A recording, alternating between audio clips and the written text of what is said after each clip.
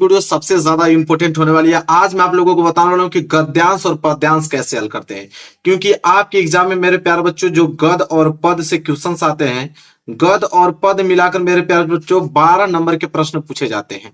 तो 12 नंबर आज वीडियो में आप लोगों को क्लियर हो जाएगा और एग्जैक्ट आप लोगों को मालूम चलेगा कि कैसे गद और पद लिखते हैं। ठीक है, उसका संदर्भ कैसे लिखते हैं, रेखांकित अंश की व्याख्या कैसे करते हैं, सब कुछ आज वीडियो में आप लोगों को बताने वाला हूं।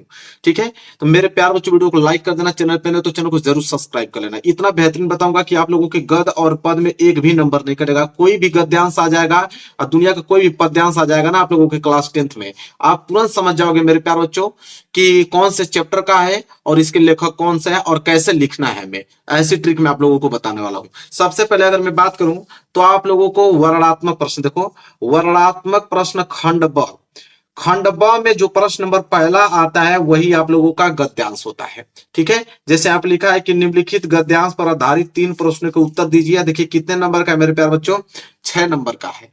ठीक है, तो 6 नंबर का आप लोगों का गद्यांश है। और गद्यांश जब भी आप लोगों को एग्जाम में पहला प्रश्न आए उसको पहले एक बार ध्यान से आपको जरूर पढ़ लेना है। ठीक है, जैसे आप पढ़ोगे कि यह कोई बात नहीं है कि एक स्वभाव रुचि के लोगों में ही मित्रता हो सकती है। समाज में विभिन्नता देखकर लोग एक दूसरे की ओर आकर्षित होते हैं। जो गुण हम में नहीं है, हम चाहते हैं कि कोई ऐसा मित्र मिले जिसमें वे गुण हों। चिंताशील मनुष्य प्रफुल्लित चित्त का साथ ढूंढता है और निर्बल बलि का और धीर उत्साही का। उच्च आकांक्षा वाला चंद्रगुप्त युक्ति और उपाय के लिए चाणक्य का मुंह ताकता था। नीति विशारद अकबर मन कहलाने के लिए बीरबल की ओर देखता था। तो एक बार आप लोगों को पढ़ लेना, जैसे ही पढ़ोगे तो आपको मालूम चलेगा कि यहाँ पे मित्रता के बारे में यहाँ पे दिया हुआ है। जैसे मित्रता के बारे में आपको दिया है तो आप तुरंत समझ लेना कि मित्रता चैप्टर के लेखक कौन है। तो मित्रता चैप्टर के लेखक जो मेरे प्यारे बच्चों आपको मालूम है रामचंद्र शुक्ल है। आचार्य रामचंद्र शुक्ल जी इसके क्या है मेरे प्यारे बच्चों, लेखक हैं। ठीक है, तो जब भी आप लोगों को गद्यांश हल करना है, गद्यांश तभी हल कीजिएगा मेरे प्यारे बच्चों जब आप लोगों को चैप्टर के नाम और उसके लेखक का नाम मालूम हो। अगर ना मालूम हो पहला तो अथवा करके एक और दिया है मेरे प्यारे बच्चों, एक और है मेरे प्यारे बच्चों कि हे भगवान तब के लिए विपद के लिए इतना आयोजन, परम पिता की इच्छा के विरुद्ध इतना साहस।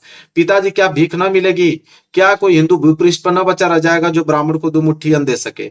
यह संभव है, फेर दीजिए पिताजी में कांप रही और इसकी चमक आंखों को अंधा बना रही है।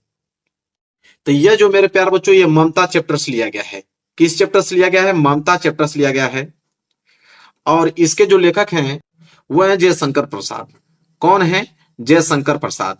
तो आप लोगों को सबसे पहले करना क्या है कि दोनों आप लोगों को गद्यांश पढ़ लेना है और जिस गद्यांश का आप लोगों को एग्जैक्ट मालूम हो कि चैप्टर का नाम और उसके लेखक का नाम, वही गद्यांश आप लोगों को करना है एग्जाम में। जैसे मैं इस वीडियो में आप लोगों को पहला वाला करके दिखा देता हूं। तो पहला वाला मित्रता चैप्टर से लिया गया है और इसके लेखक कौन है? रामचंद्र शुक्ल जी। इतना चीज आपको क्लियर हो गया। तो देखिए पहला प्रश्न क्या आपसे पूछा है कि उपयुक्त गद्यांश का संदर्भ लिखिए। देखिए संदर्भ लिखने का तरीका क्या होता है मैं आप लोगों को बताता हूं। देखो सबसे पहले कैसे आप हल कीजिएगा मेरे प्यारे बच्चों, सबसे पहले प्रश्न उत्तर संख्या आप लोगों को डाल लेनी है। ठीक है, यहां पे देखिए प्रश्न उत्तर संख्या 21 रहेगा आप लोगों के पेपर में। प्रश्न उत्तर संख्या 21 उसमें पहला दिया है ना, ये आप लोगों का मॉडल पेपर है, मॉडल पेपर बता रहा हूं, लेकिन जो पेपर बन के आएगा वहां पे प्रश्न उत्तर संख्या 21 रहेगा क्योंकि 20 बहुविकल्पीय के बाद 21वां प्रश्न आता है। ठीक है, तो प्रश्न उत्तर संख्या 21 रहेगा आपके पेपर में। मैं इसलिए वीडियो बनाया क्योंकि पेपर में आप लोगों को लिखना है ना, तो प्रश्न उत्तर संख्या 21 आप डालिएगा या जो भी प्रश्न वो डाल दीजिएगा। इसके बाद देखिए ध्यान से आपको करना क्या है, आपको यह लाइन बहुत जरूरी है लिखना। यह कोई बात नहीं और की ओर देखता था। अब आप सोचेंगे यह क्या है, तो यह इसलिए है क्योंकि देखो यह कोई बात नहीं, इसका मैं पहली लाइन यहां से उठाया हूं और लास्ट में लिखा हूं कि की ओर देखता था यह वाला। इससे एग्जामिनर को यह मालूम चलेगा कि यहाँ पे 2 दिया है गद्यांश, एक ठिया वाला दिया है अथवा करके। तो आप कौन सा किए हैं उसके लिए आपको हिंट लिखना बहुत जरूरी है। तो आप आगे की एक लाइन लिख लीजिएगा कि यह कोई बात नहीं और लास्ट की लाइन लिख लीजिएगा कि और देखता था, ताकि एग्जामिनर को मालूम चल जाएगा कि आप कौन सा गद्यांश किए हैं। ठीक है, तो ये बहुत जरूरी है, ये बात समझ में आ गया आप लोग, ये जरूर डालना। वो भी किस पेन से मैं बता देता हूँ, ब्लैक पेन से। कुछ लोग आप लोग ब्लू पेन से डालते हो लेकिन अच्छा नहीं दिखता है, आपको ब्लैक पेन से यह जरूर डालना है। इसके बाद ब्लैक पेन से आप हेडिंग डालिएगा संदर्भ। संदर्भ लिखने का तरीका क्या है उसको ध्यान से देखिए। लिखिएगा प्रस्तुत गद्यांश, यहाँ पे गद है इसलिए आप गद्यांश लिखेंगे। प्रस्तुत गद्यांश हमारी पाठ्य पुस्तक हिंदी के गद्य खंड, अब देखो गद्य खंड को मैं ब्लैक पेन से लिखा हूं, अंडरलाइन किया हूं, ये बात आपको भी करनी है।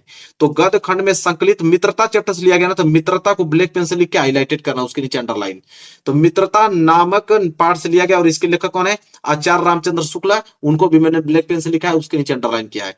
तो एग्जाम में जब कॉपी चेक करने जाएगा तो ये पूरा नहीं पड़ेगा, आपको बस ये पड़ेगा गद्य खंड मित्रता चैप्टर से लिया गया है और उसके लेखक कौन है, बस इन्हीं तीनों को देखेगा, नंबर दे देगा।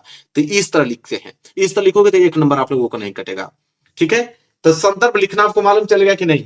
इसके बाद जब दूसरा प्रश्न देखोगे, देखो दूसरा प्रश्न यहाँ पर बोला है कि गद्यांश के रेखांकित अंश की व्याख्या, मतलब जहां तक अंडरलाइन किया गया, देखो ये अंडरलाइन किया गया है कि यह कोई बात नहीं कि एक ही स्वभाव रुचि के लोगों में मित्रता हो सकती है, समाज में विभिन्नता देखकर लोग एक दूसरे की ओर आकर्षित होते हैं। तो इतना का ही आपको व्याख्या करना है, ये नहीं कि पूरा करते चलो, नहीं, जहां तक अंडरलाइन किया गया, क्योंकि बोला है कि रेखांकित अंश की व्याख्या। तो आप कैसे लिखोगे, सबसे पहले ब्लैक पेन से डालोगे रेखांकित अंश की व्याख्या, इसके बाद आप लिखना प्रारंभ करोगे कि शुक्ल जी कहते हैं कि दो व्यक्तियों में मित्रता होने के लिए आवश्यक नहीं है कि उनके स्वभाव एक जैसे हो और उनकी रुचियां समान हो। भिन्न स्वभाव के लोगों में भी मित्रता हो सकती है। समाज में व्याप्त विभिन्नता को देखकर निर्धन धनी की ओर, निर्बल शक्तिशाली की ओर तथा विनीत नम्र व गंभीर व्यक्ति उत्साही की ओर आकर्षित होते हैं, जिससे कि उन्हें विपरीत समय में उचित प्रेरणा मिल सके। तो देखो आप लोगों को करना क्या है कि आपको यह कोई बात नहीं है, कई स्वभाव रुचि के लोगों में मित्रता हो सकती है, एक लाइन पढ़ना है और उसी के रिलेटेड बनाकर आपको लिखते चलना है, जिस प्रकार मैं लिखा हूं। ठीक है, तो आप उसी में बनाकर रिलेटेड लिखते जाओगे तो आपका रेखांकित अंश की व्याख्या कंप्लीट हो जाएगा, जैसे मैं लिखा हूं। देखो कहीं मिस्टेक बिल्कुल नहीं, आप लोगों के पूरे 2 नंबर का है, 2 नंबर मिलेगा। यहाँ संदर्भ में भी 2 नंबर आपको एग्जामिनर दे देगा। एक प्रश्न और देता है मेरे प्यारों, जो कि उसको नीचे पूछता है, जैसे यहाँ पूछा है कि लेखक के अनुसार समाज में विभिन्नता देखकर लोग एक दूसरे की ओर क्यों आकर्षित होते हैं। तो अब इनका भी उत्तर आपको देना पड़ेगा, एक लाइन छोड़कर फिर आप तीसरा हेडिंग डालिएगा और लिखिएगा कि विभिन्नता को देखकर व्यक्ति एक दूसरे की ओर आकर्षित होते हैं। आशय यह है कि व्यक्ति में जो गुण नहीं होते हैं उन्हें जब वह दूसरे व्यक्ति में देखता है तो उसकी ओर आकर्षित होता है, जैसे चंद्रगुप्त अपने विद्वान मंत्री चाणक्य की ओर तथा अकबर मनोरंजन के लिए बीरबल की ओर। बस अब ये भी आप लोगों को कंप्लीट हो गया, 2 नंबर यहां से मिल गया। यह है गद्यांश हल करने का तरीका मेरे प्यारों बच्चों, इस तरह किया जाता है, 1 नंबर आप लोगों को नहीं कटेगा। अब मेरे प्यारों बच्चों तो गद्य था, अब पद का भी प्रश्न आता है। पद प्रश्न मेरे प्यारों बच्चों 22वां प्रश्न होता है। ठीक है, अभी मैं दिखाता हूं पेपर में 22वां प्रश्न आप लोगों को क्या आएगा। ठीक है, देखिए जस्ट उसी के नीचे प्रश्न नंबर दूसरा दिया है ना, आपके पेपर में प्रश्न नंबर 22 रहेगा। ठीक है, घबराइएगा मत, प्रश्न नंबर 22 आपके एग्जाम में रहेगा। लिखेगा कि दिए गए पद्यांश पर आधारित 3 प्रश्नों के उत्तर दीजिए, यह भी 6 नंबर का है। क्या बोला है कि चरण कमल बंधु हरिराय जाकी कृपया पंगु गिरी लय हो, उसके नीचे और मैं दिखाता हूं। सबसे पहले करना क्या है मैं वो आपको बताता हूं। सबसे पहले आप प्रश्न उत्तर संख्या 22 डालिएगा ब्लैक पेन से। इसके बाद देखो हिंट आपको लिखना है, इसमें भी 2 ठे देता है, इसलिए हिंट लिखना बहुत जरूरी है। देखो चरण कमल, देखो लिखा है ना चरण कमल, आगे का हमने 2 लाइन लिख लिया चरण कमल। ठीक है, अब लास्ट की लाइन लिखिएगा, तो लास्ट की लाइन में दिखाता हूं। देखो इधर है लास्ट की लाइन, क्या है यहाँ पे तिहिपाई, लास्ट की लाइन क्या है तिहिपाई। तो आपको डॉट डॉट डॉट करते हुए तिहिपाई आपको लिखना है, ताकि एग्जामिनर समझ में आ जाए कि कौन सा आपने यहाँ पे पद्यांश किया है। क्योंकि पद्यांश एक और देता है, देखो अथवा करके एक पद्यांश और दिया हुआ है, लेकिन आपको पद वही करना है दोनों में से कि जिनको आपको मालूम हो कि इनके कवि कौन है और किस चैप्टर से लिया गया है, उन्हीं का कीजिएगा। तो मैं पहला वाला आपको बता रहा हूं, तो आप हिंट लिख लिया आपने चरण कमल और डॉट डॉट डॉट तिहिपाई। अब आप लिखना है मेरे प्यारे बच्चों संदर्भ। तो संदर्भ ब्लैक पेन से मेरे प्यारे बच्चों आप लोगों को यहाँ पे डालना है। ठीक है, फिर लिखना है कि यह पद श्री सूरदास द्वारा रचित सुरसागर नामक ग्रंथ से हमारी पाठ्य पुस्तक हिंदी के काव्य खंड में संकलित पद शीर्षक से उद्धृत है। अब यहाँ पे हमने एक मिस्टेक किया है, जानबूझकर किया है ताकि मैं आपको बता सकूं। अभी देखो इसलिए मैं इस तरह लिखा हूं, देखिए कोई अच्छा दिख रहा है उतना अच्छा आपको आकर्षित दिखने में नहीं लग रहा होगा, लेकिन यही चीज जैसे सूरसागर नामक ग्रंथ, सूरसागर को ब्लैक पेन से उसके नीचे अगर आप अंडरलाइन कर देते तो बहुत अच्छा दिखने में लगता है। ठीक है, वही काव्य खंड से लिया गया तो काव्य खंड को ब्लैक पेन से अंडरलाइन कर देते तो बहुत अच्छा दिखने में लगता है। पद शीर्षक से ना है तो पद को अगर ब्लैक पेन से आप लिखते तो बहुत अच्छा लिखता है। देखिए इतना अच्छा दिखने में नहीं आपको लग रहा होगा, लेकिन जो संदर्भ हम लोग गद वाला देखे थे, देखो कितना टॉप टॉप लग रहा है। इसलिए मैं आपको बता रहा हूं कि ब्लैक पेन से आपको करना है, उसके नीचे अंडरलाइन करना, ताकि दिखने में बहुत अच्छा लगे। देखिए उतना अच्छा नहीं लग रहा है ना, उस तरह आप करोगे तो बहुत अच्छा दिखेगा। एक चीज इतना याद रखना आप लोग कि जो आप करते हो ना पद, ये पद कर रहा हूं, तो पद में प्रसंग बहुत ही ज्यादा जरूरी होता है। तो प्रसंग, प्रसंग आप सोचोगे कि प्रसंग क्या होता है? प्रसंग का मतलब ये चीज होता है कि जो गद्यांश आप कर रहे हैं, उस गद्यांश में किन चीजों के बारे में बात की गई है, ठीक है, एक लाइन में आप बताइए। तो प्रसंग उसी को कहते हैं। प्रसंग में हम लिखेंगे कि इस पद में भक्त कवि सूरदास जी ने श्री कृष्ण की महिमा का वर्णन करते हुए उनके चरणों की वंदना की है। मतलब कि जो भी इस पद्यांश में बात की गई है, वो श्री कृष्ण के चरणों की वंदना करते हुए कहा गया है उनके बारे में। अब आप डालोगे रेखांकित अंश की व्याख्या मेरे प्यारे बच्चों। तो कहां अंडरलाइन किया गया? देखो, बहरे सुने गंगू पुनि बोले, रंग चले सिर छत्र धराई। यही दो लाइन के नीचे अंडरलाइन किया गया है, इन्हीं का हमें करना है व्याख्या। देखो, रेखांकित अंश की व्याख्या में हम लिखेंगे कि इन चरणों के अनोखे प्रभाव के कारण बहरा व्यक्ति सुनने लगता है और गूंगा पुनः बोलने लगता है। किसी दरिद्र व्यक्ति पर श्री कृष्ण के चरणों की कृपया हो जाने पर वह राजा बनकर अपने सिर पर राज छत्र धारण कर लेता है मेरे प्यारे बच्चों। अब हो गया ये आप लोगों का 2 नंबर यहां से मिल गया, और 1 नंबर संदर्भ से, 1 नंबर प्रसंग से, तो 2 नंबर यहां से। और यह प्रश्न 2 नंबर का है। नीचे वाला क्या बोला है मेरे प्यारे बच्चों? देखो, पहला प्रश्न क्या बोला था? उपयुक्त गद्यांश का संदर्भ लिखो, जो कि हमने कंप्लीट करा दिया। दूसरा क्या बोला था? रेखांकित अंश की व्याख्या, ये भी हमने कंप्लीट कर लिया।